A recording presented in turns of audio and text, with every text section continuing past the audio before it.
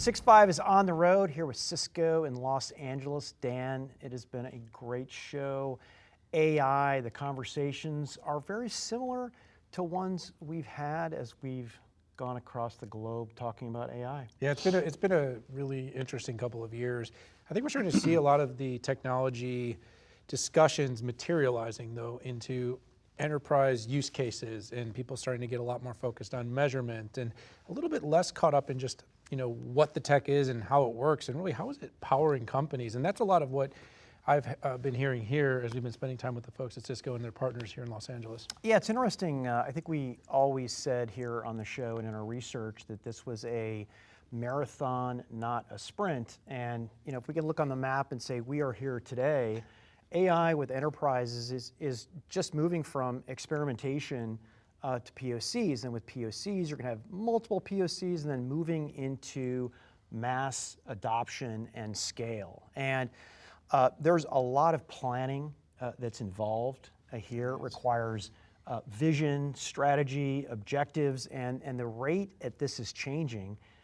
It seems like it'd be super difficult to be able to plan a business about this. And here we have Mark.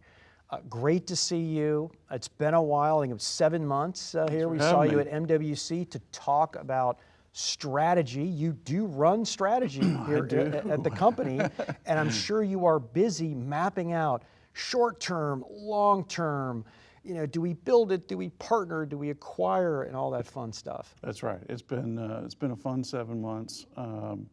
I've worked now with the ELT though for almost 7 years.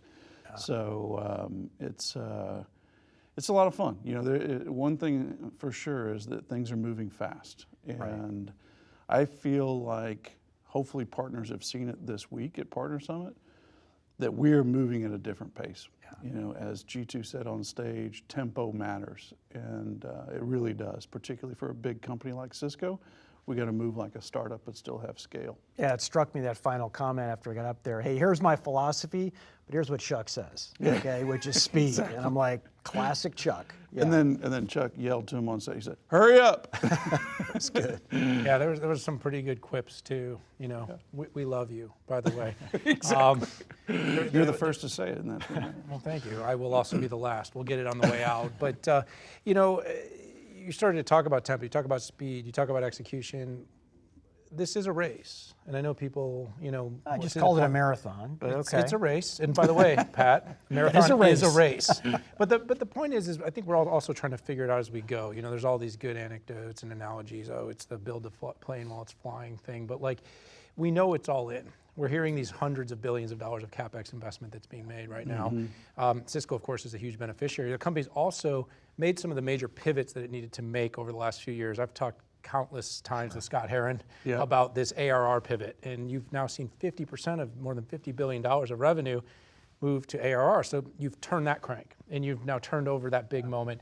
The next moment is becoming a company that's really kind of synonymous with AI. That's the thing. Of course you're there, of course you're in it, but leading the strategy, how do you do that? What's the vision for kind of making Cisco an AI company? And what are you doing? Tell us a little more about kind of the strategy behind your AI. For sure. So at Cisco, we believe we have a significant role to play, obviously, in connecting and protecting the AI era is kind of the high level, if you will. We see really 3 areas of opportunity in particular. There's tons of opportunity that are out there. The first is in the hyperscale space and the major cloud players, and that's certainly been where a lot of the discussion has happened. The money that's gone into the GPUs and servers and the LLMs and training the models, et cetera. We've got a presence in every one of the major cloud players. We've taken over $1 billion in orders to date already in that space. The second is really as that moves from hyperscale or cloud down into the enterprise. Sure. And I think this is the year of the enterprise, actually. 2025 will be. And so, what we're really trying to do is take what we've done at the highest level and bring it into an integrated stack, very simple, plug and play for the enterprise. And so that's where you've seen a lot of the announcements from us come. And then the third area is frankly just preparing for these enterprise applications. We do a readiness survey every year, And it won't surprise you that I think 95% of the enterprises say, hey, we understand that the load that's going to be on the networks that's coming is going to be so much greater than it's been, and they're going to have so much more scale, et cetera. And there's only about 17% of them that say they have the networks that can scale to that today. So there's a lot of preparation in just preparing the networks, preparing the data centers, re-architecting them, bringing your security posture up to snuff for these applications that are to come. And so those three are sort of the big areas of opportunity for us. We're obviously investing in a big way here. We're redeploying hundreds of millions of dollars of operating expense within the company in terms of organic expense to AI. We also announced here in July, actually, or June it was, at Cisco Live, our $1 billion investment fund that's all around AI. So we feel things are moving fast, and you need to invest to win. Yeah, 2 years ago, when Gen AI, kicked off and the fireworks started going off, my company made, I don't think it was controversial then, because I agree it's panning out, but enterprise generative AI is going to be very different from hyperscaler generative AI. And fundamentally, with 80% of the enterprise data on-prem, I don't see them behaving differently. We're not going to magically move all of this data to be activated up there. And then for the enterprise, right, you need utmost of security. You need to have fast networking, and you have to have a handle on your data. And it's data so I like the way that the Cisco AI strategy is coming together. But I'm curious, like a year from now, right? I made the statement, maybe you agree or disagree, hey, we're moving from a lot of experimentation to POCs. We're not at scale yet, but what do you foresee for the next year for the enterprise with AI? Yeah, I think that one thing is clear, and we're hearing this from customers all over the place, and I'm hearing it from my own CEO, is there's a lot of pressure on companies to move. So they know they need to do something that's like, what are we doing in AI? What are we doing in AI? What are we doing? And so there's still, I think, we're early innings. You called it a marathon. We'll traverse across many sports here, but I think that companies are still they're figuring out what's my use case, what's the ROI, how many GPUs do I need, what data do I need to actually bring together, how do I need to re-architect my network, how do I need to re-architect my data center, et cetera. So they're thinking through all those things, but I think this is the year that you're really going to start to see the use cases get deployed and really go into full deployment within the enterprise. The challenges, though, Mark, are substantial. First of all, the entire IT stack is changing. The AI infrastructure is kind of creating, it's kind of birthing a new era, right? We're hearing about AI data centers, AI factories. There's different names that are being tossed around, but companies, and by the way, the speed of the hyperscaler versus the speed of the enterprise are diametrically opposed. Enterprises cannot move at nearly the same pace. So, of course, cloud gives a certain amount of leverage to moving in that direction. But at the same time, as Pat said, you still have most of the data of enterprises is sitting on-prem. You got legacy apps that haven't been ported or lifted over. Like the challenges are significant. I'm just kind of curious.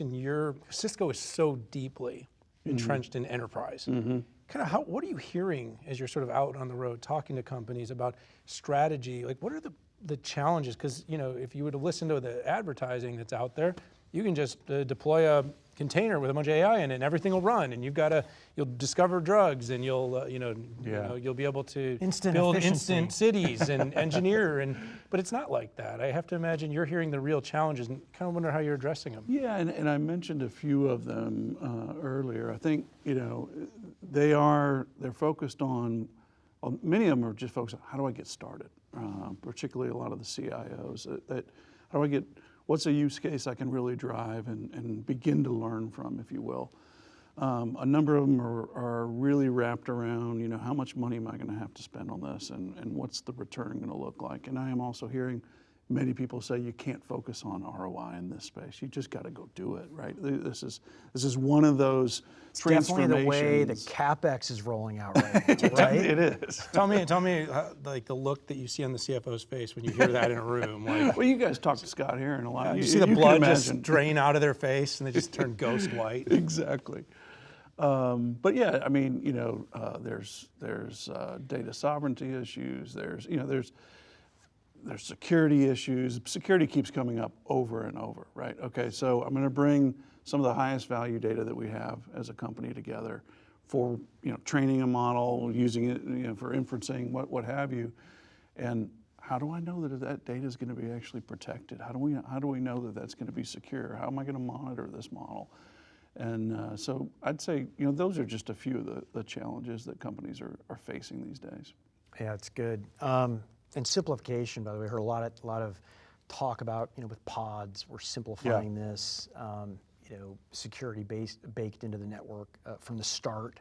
Yep. And now the overlay of all the data that you have in there is, I think, super key here in figuring that out. So as we see with every major inflection, you have companies who start it and who want to take it all, okay? And enterprises are like, I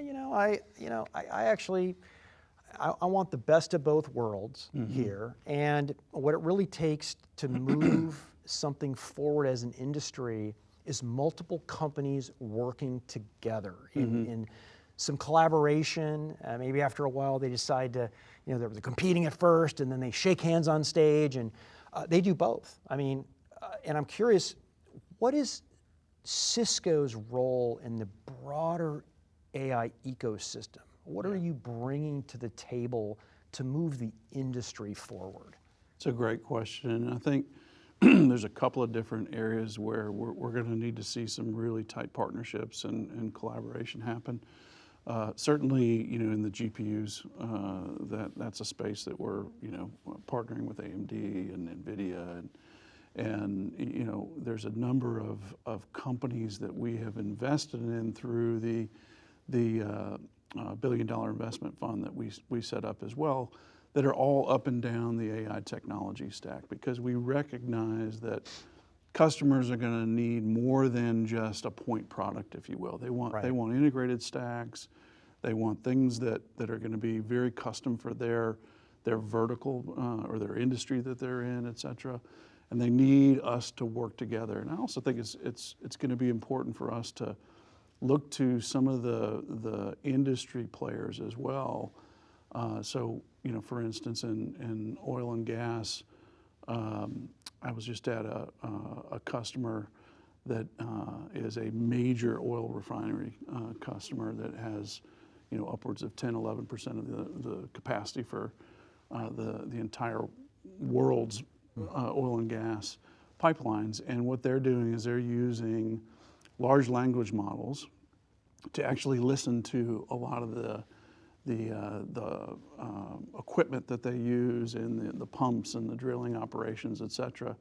And it turns out that just by listening to those drills and the operations, that you can actually identify when a problem is about to happen and do predictive maintenance. So I think that working with some of the vertical players is going to be a key thing for us to do going forward as well. Yeah, side note, been tracking your build, buy, invest in, you even do seed funding. That was kind of a new thing that you rolled out a few years back, but you have a very robust pipeline to get that tech in. It looks like you're continuing that with AI, and not just on a horizontal basis, but it sounds like a vertical solutions basis as well.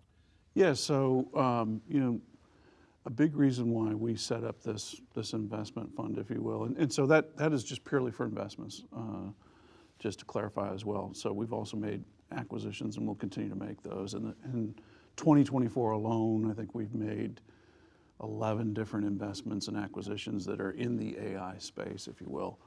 But one of the things that we look to do when we make these investments is, first of all, just learn, stay close to these young, growing companies, right, that are in this emerging space.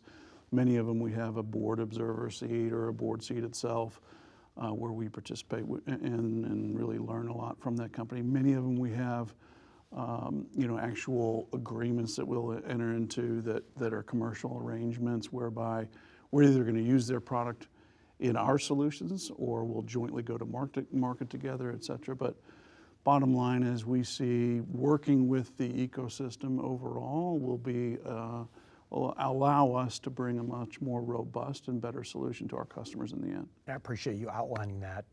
Not everybody's been tracking it for the last 10 years, but I have. Yep. So Mark, it's a very competitive landscape, and throughout this conversation, we've embedded the spirit of sport many times. We're all Baylor fans in this group, and in football, winning the Big 12 is a battle for the Bears that's been problematic for a long time. Occasionally, they pop up to the top. But here's another battle that is going to be fought: is kind of becoming synonymous on the tongue of people with AI. I heard a little bit of that throughout presentations. Is like, how does Cisco, because obviously you've been powering network, you've been powering compute, you're there. Yeah. But at the same time, some companies have leaped into the forefront of kind of being that name with AI. I think Cisco wants to be there. Yeah. As the head of strategy, what are you telling everybody out there about how does Cisco get there from here? Well, I think that while a lot of the money has been made early on in GPUs and servers and things like that, and a lot of buzzword technologies, if you really look at it, it's the infrastructure and the network and that really powers AI. That if you talk to some of our largest customers that run the most complicated, complex networks on the planet with some of the big cloud players, they'll tell you that the single biggest defining factor in whether an AI project is successful or not is the network. So I think that the way we can bring infrastructure, we can bring data, we can bring security together, along with, we're here at Partner Summit this week, along with our go-to-market and our enterprise presence and the trust that we have with our customers that we've built up. I think arguably Cisco's got the most complete and robust AI offering in the industry. And so we're pretty excited about the opportunity going forward. Well, as the arbiters of the industry, Pat and I will be tracking that closely and be sharing our thoughts. Of course, we've got a lot of data intelligence, and we'll be keeping in touch with you behind the scenes on what we're seeing in the market, of course. Mark Patterson, thank you so much for joining us here on the 6.5. Thank you guys. Appreciate it. And thank you to everyone for tuning in. Hit that subscribe button. Be part of the 6.5 community. Join us for all of these conversations here with Cisco and, of course, everything here on the 6.5. For this episode, though, for Patrick and myself, time to say goodbye. See y'all later. We'll be right back.